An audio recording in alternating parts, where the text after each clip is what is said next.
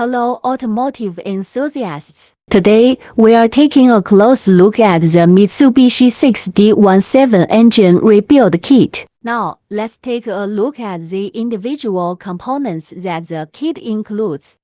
The piston is made of high-quality materials to withstand the high pressure of the combustion process.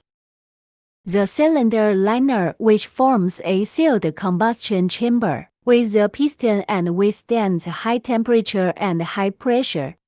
The piston ring is mainly used to seal the cylinder to prevent gas leakage and oil from entering the combustion chamber. This is our gasket kit made of high-quality materials and includes all gaskets and seals, engine bearing, engine intake and exhaust valve, guide seat.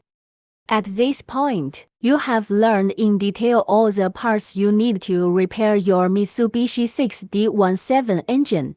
If you have any questions or need more information, please feel free to leave a comment below. Thank you for watching.